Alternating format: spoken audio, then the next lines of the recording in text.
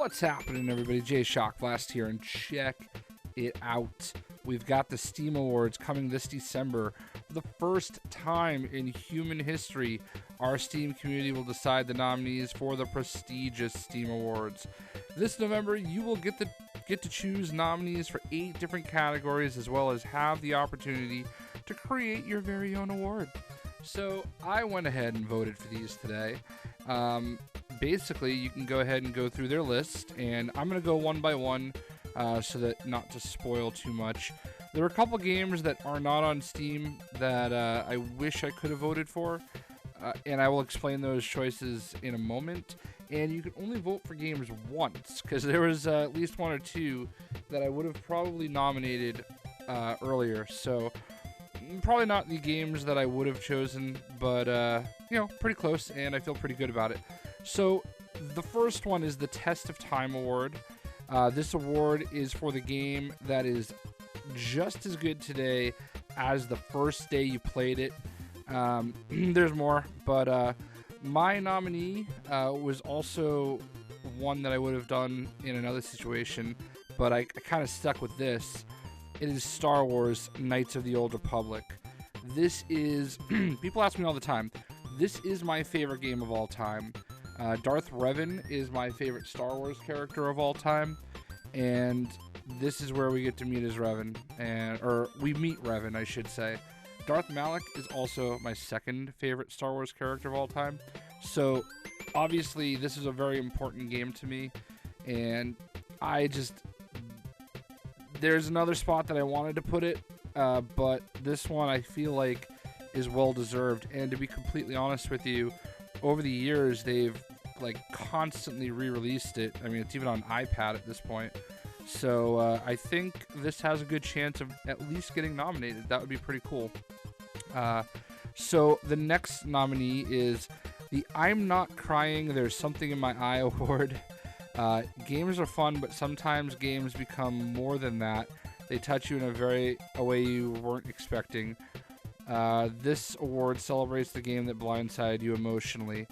So I actually went with Mass Effect, not because of that one game specifically, but because of all 3, and because my number 1 choice was not available. My choice for this would have been Red Dead Redemption.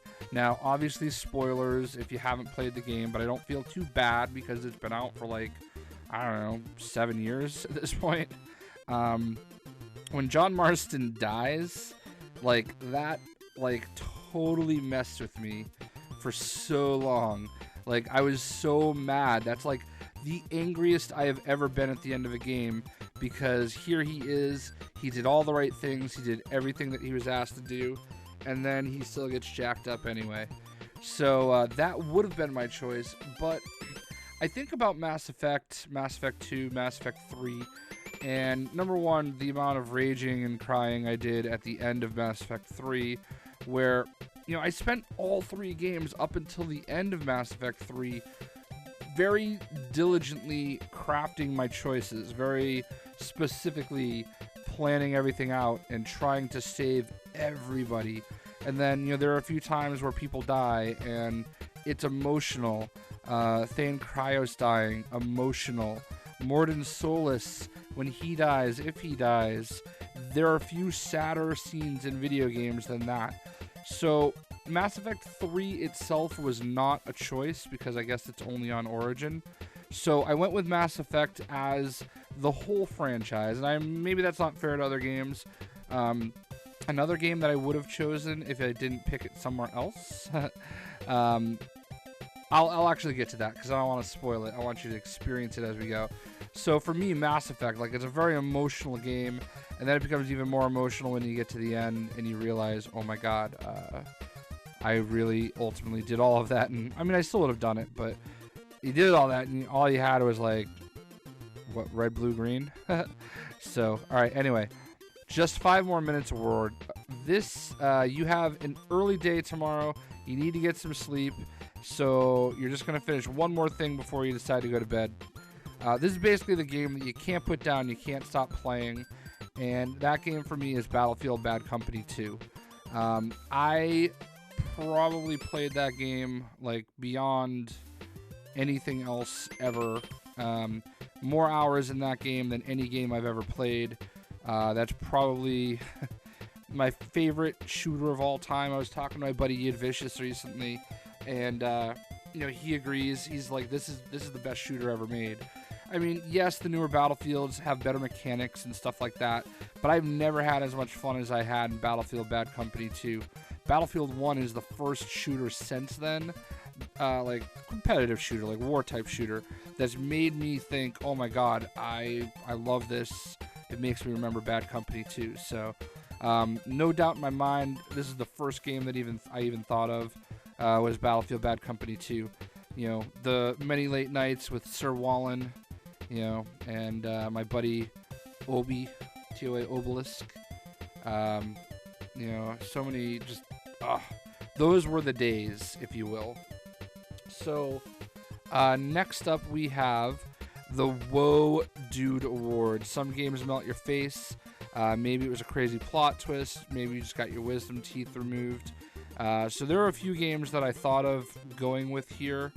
Number one, I would have kind of gone with Red Dead here, possibly as well. But the number one thing that I kind of kept going to for options that I had was Batman Arkham City when Joker dies. So I was not expecting that. Batman doesn't kill. That's kind of what we've established. This could have been my I'm not crying, but like I kind of didn't really feel bad for him at the same time. But when Batman kills Joker, it was such a whoa, I was not expecting that kind of thing, And so I think it's well deserved. There's probably a lot of other options, but man, that one definitely did it for me. So the Villain Most in Need of a Hug Award. Some people just need a hug. Now, the reason I could not choose a game, the I'm Not Crying Award, I could have given to this game, but because I chose it for villain, I went with Borderlands 2, Handsome Jack. Come on. He's one of the best villains in any video game ever, and sometimes you just kind of want to give him a hug. And I think kind of seeing how he got that way, makes you understand him a little bit more. But I really wanted to go with Bloodwing Dying for the I'm Not Crying, There's Something in My Eye. I honestly, like, Bloodwing Dying was, like, pretty rough, so. But I thought this one was perfect, so I went with that. The Game Within a Game Award. So, I mean, there's a lot of options, and I'll be honest with you, if LEGO Dimensions was an option on PC, I might have actually chosen that. Not because any one game within a game is anything special, but because there are so many games within the game, especially just with the Midway Arcade expansion pack. So I would have probably chosen LEGO Dimensions here, but instead I went with The Witcher 3 Wild Hunt. Gwent is a lot of fun, and it's so much fun that they actually are making it a standalone game. So I loved Gwent. I would play it all the time. I would find myself randomly just playing it for a while for no reason.